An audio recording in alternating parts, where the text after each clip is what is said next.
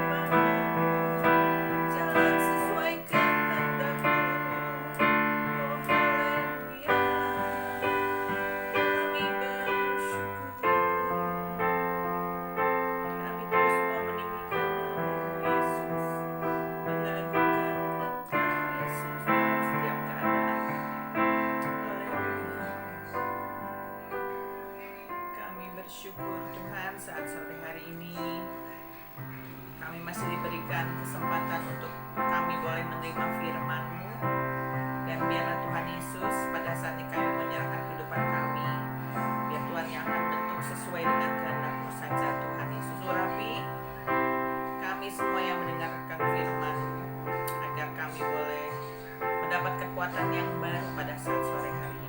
Terima kasih untuk kesempatan ini Tuhan. Dalam nama Tuhan Yesus kami bersyukur dan berdoa. Haleluya. Amin. Kita akan mendengarkan firman Tuhan yang akan disampaikan oleh PS Yohas Pranoto. Tuhan Yesus memberkati. Shalom, Bapak Ibu Saudara, Jemaat Kalvari GBS Sukabumi. Mari kita bersama-sama akan menerima firman Tuhan. Dan firman Tuhan yang saya akan bagikan, saya akan memberi tema belajar dari hidup Yesus waktu Yesus hidup di dunia. Nah, mari kita akan baca di dalam Matius pasal yang ke-11 ayat 28 sampai ayat yang ke-30. Marilah kepadaku semua yang letih lesu dan berbeban berat, aku akan memberi kelegaan kepadamu. Pikulah kuk yang kupasang dan belajarlah padaku, karena aku lemah lembut dan rendah hati, dan jiwamu akan mendapat ketenangan. Sebab kuk yang kupasang itu enak dan bebanku pun ringan. Puji Tuhan. Nah, sebelum saya akan menyampaikan kebenaran firman ya di Matius 11, 28 sampai 30, saya akan menyanyikan sebuah pujian. Dan pujian ini sesuai dengan ayat yang barusan kita baca, karena pujian ini berbicara tentang undangan Tuhan Yesus kepada manusia yang mengalami letih lesu dan berbeban berat. Ya, Tuhan Yesus mengundang, datang kepadaku dan aku akan memberikan kelegaan. Puji Tuhan. Haleluya.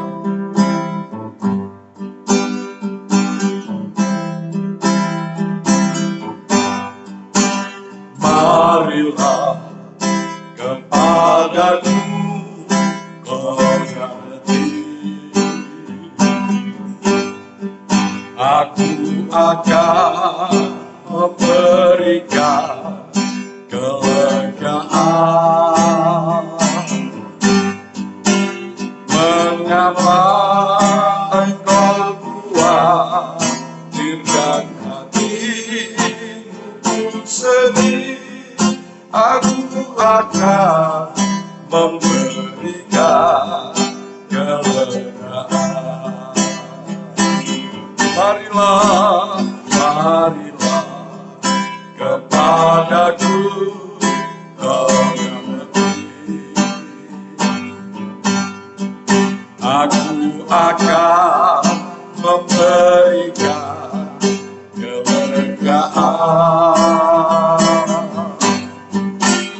Mengapa engkau khawatirkan hatimu pun sedih? Aku akan memberikan ketenangan. Dalam maka akan diberi padamu. Carilah maka engkau akan mendapat. Ketuklah mata pintu kan dibukakan. Dalam tenang terletak kekuatan. Mintalah maka akan diberi padamu. Carilah maka akan mendapat. Ketuklah maka pintu kasih bukakan. Dalam tenang terletak kekuatan.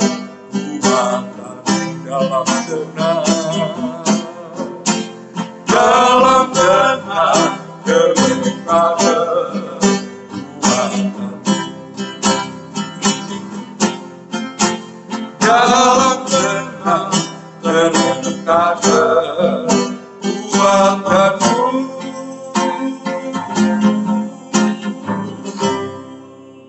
Puji Tuhan. Nah, pujian ini dicipta atau dikarang oleh teman saya yang di Jakarta, yang pada bulan Maret awal kalau tidak salah terkena COVID-19 dan dikarantina di rumah sakit, lalu di rumah. Bagaimana beliau bergumul menghadapi COVID-19. Beliau bersaksi dengan saya nggak mudah, karena dihantui rasa khawatir, rasa takut, rasa cemas, berkecamuk menjadi satu di pikiran, di jiwanya. Dan pada akhirnya Tuhan memberikan kesembuhan, mujizat terjadi. Dan waktu dia melawan COVID-19 itu, maka yang dia lakukan adalah dia terus datang kepada Tuhan, berseru, terus. Dan akhirnya dia bisa sembuh. Dan pada waktu di karantina di rumah, maka dalam perenungannya dengan Tuhan secara pribadi, maka terciptalah lagu ini. Matius 11:28-30. Dan saya percaya lagu ini memberkati kita semua. Saya juga diberkati. Nah, baik, kita akan belajar bagaimana hidup Yesus di dunia. Bagaimana Yesus mampu menghadapi setiap tantangan-tantangan, setiap cobaan hidup, penderitaan demi penderitaan yang dia lalui, dan dia bisa menang, dia bisa tenang. Nah, kita akan belajar, bukankah hari-hari ini di tengah-tengah pandemi COVID-19 dan ancaman krisis ekonomi, kita juga butuh ketenangan. Kita butuh damai sejahtera. Supaya kita tidak takut, tidak cemas, tidak khawatir menghadapi semuanya ini. Maka kita perlu belajar dari hidup Yesus waktu dia hidup di dunia menjadi manusia 100%. Nah, yang pertama atau langkah pertama untuk kita bisa hidup seperti Yesus hidup di dunia waktu itu, maka langkah yang pertama tadi ayat yang ke-28. Marilah kepadaku, semua yang letih lesu dan berbeban berat, maka aku akan memberikan kelegaan. Jadi langkah yang pertama, kita harus datang kepada Yesus. Karena jujur, bahwa hidup manusia itu penuh beban yang berat. Akibat mungkin dosa, akibat letih lesu, akibat persoalan yang silih berganti, maka hidup manusia bisa mengalami beban yang sangat berat.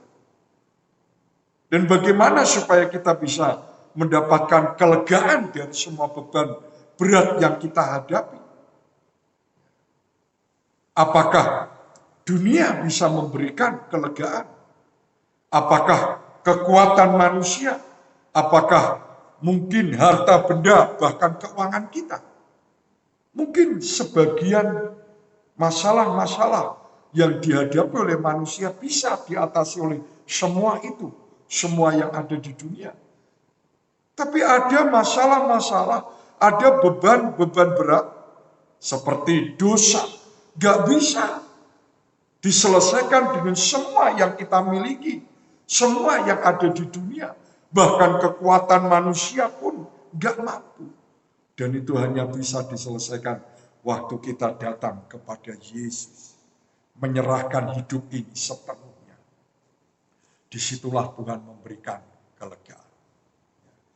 Apakah itu cukup hanya datang kepada Yesus lalu mendapatkan kelegaan? Belum. Karena sekalipun kita sudah mendapatkan kelegaan, bukan berarti kita bebas dari masalah. Bebas dari tantangan-tantangan ke depan yang akan terjadi.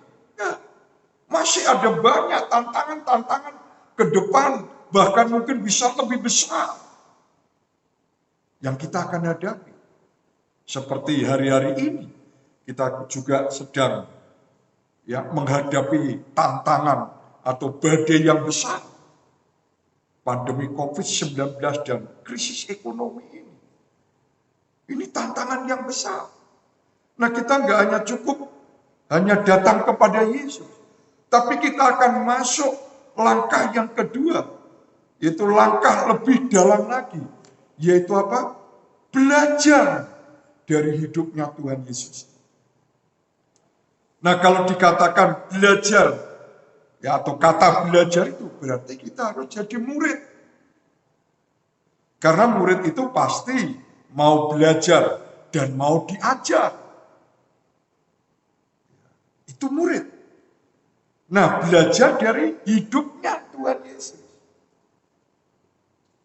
Apa yang kita pelajari dari hidupnya Tuhan Yesus? Waktu dia hidup di dunia dan mampu menghadapi semua penderitaan hidup. Dan dia menang.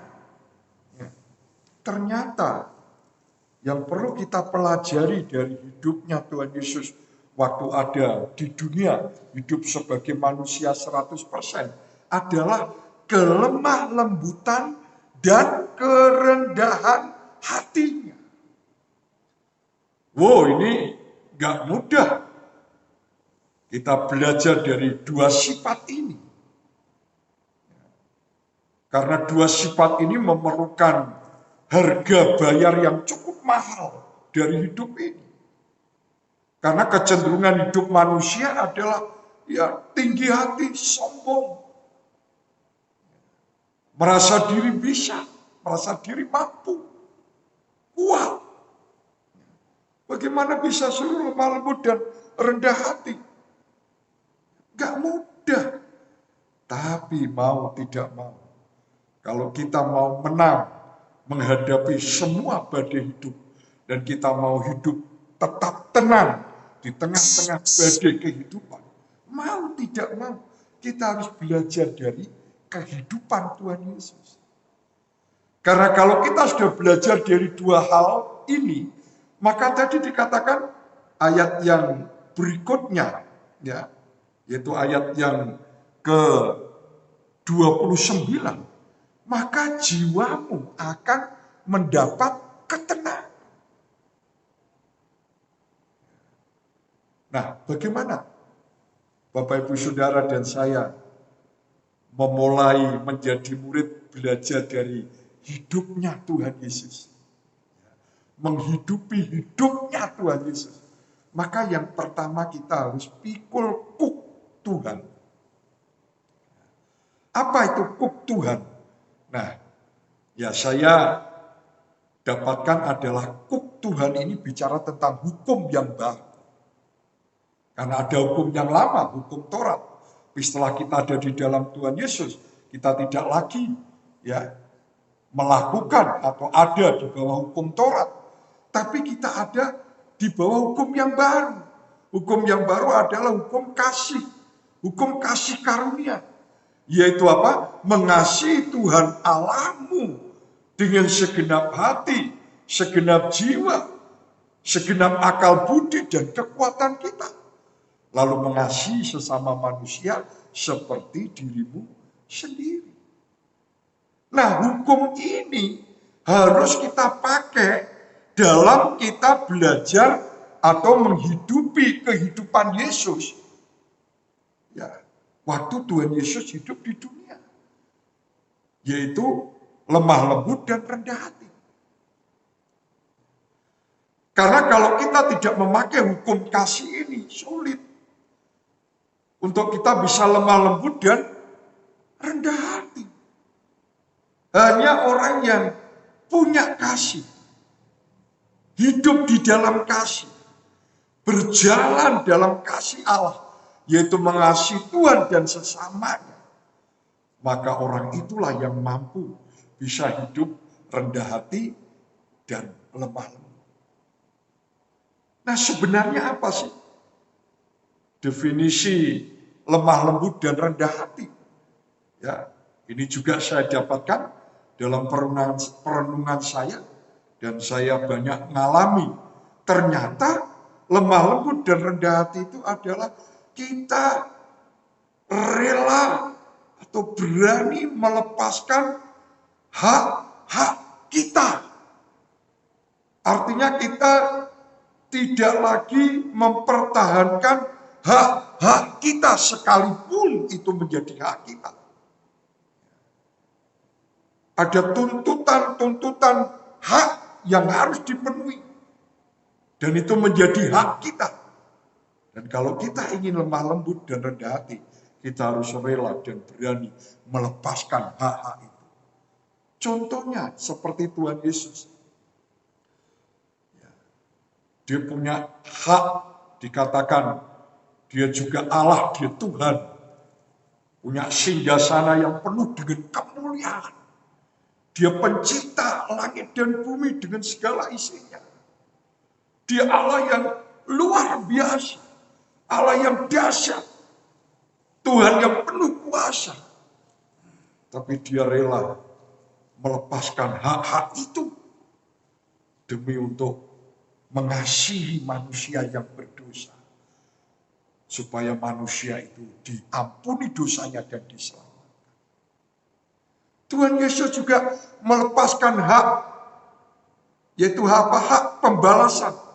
Sebenarnya dia punya hak untuk membalas waktu disakiti, waktu disalahpahami, waktu didera, waktu mengalami diejek, diolok. Dia punya hak untuk membalas. Tapi dilepaskan hak-hak itu. Dan dia memilih untuk apa? Melepaskan hak untuk mengampuni. Mudahkah ini? Tidak. Tapi karena lemah lembut dan rendah hati, karena ada kasih itulah yang memampukan Yesus melakukan itu semua. Dan dia menjadi orang yang sukses, yang berhasil untuk melepaskan hak-hak yang menjadi haknya. Nah mungkin Bapak Ibu Saudara kita tahu di tengah-tengah kondisi yang sulit ini, yang seharusnya hak-hak itu kita miliki, kita pertahankan, kita punya kita. Tapi karena kondisi sulit saat ini, maka kita banyak kehilangan hak itu. Saudara, kalau kita lemah lembut dan rendah hati, lepaskan hak itu. Dan saya percaya orang yang berani melepaskan haknya, dia nggak akan kehilangan hak. Pasti Tuhan akan mengembalikan hak-haknya itu. Pada saat kita sudah rela melepaskan. Mungkin Bapak Ibu saat ini mengalami, seharusnya aku mendapatkan sekian dalam usaha. Aku harus mendapatkan banyak hal, tapi sekarang aku gak bisa dapatkan itu. Hak yang harus sebenarnya menjadi milik saya, sekarang harus lepas. Dan itu lepaskan, relakan. Dan pada saat kau relakan, karena kasih Tuhan, karena kau punya lemah lembut dan rendah hati, percayalah, maka jiwa kita akan mendapatkan ketenangan. Jadi kita tetap tenang, sekalipun kita banyak kehilangan hak-hak kita di situasi yang sulit hari-hari ini. Percayalah, saya percaya Tuhan pasti akan mengembalikan itu pada saatnya, pada waktunya Tuhan. Nah oleh sebab itu, Bapak Ibu Saudara yang di rumah-rumah yang mendengarkan firman Tuhan ini, mari kalau hari-hari ini saudara ingin tenang dalam menghadapi badai, saudara ingin menang menghadapi badai, belajarlah dari hidup Tuhan Yesus waktu Tuhan Yesus menjadi manusia 100% di dunia, yaitu apa? Lemah lembut dan rendah hati. Dan kita akan belajar ini dengan apa? Dengan memakai hukum kasih. Dengan hukum kasih itu yang akan memampukan Bapak Ibu Saudara dan saya. Puji Tuhan, Tuhan memberkati. Mari kita berdoa.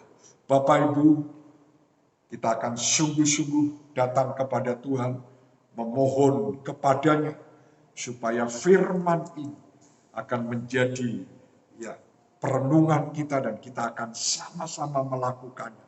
Belajar dari hidup Tuhan Yesus waktu Tuhan Yesus menjadi manusia 100%.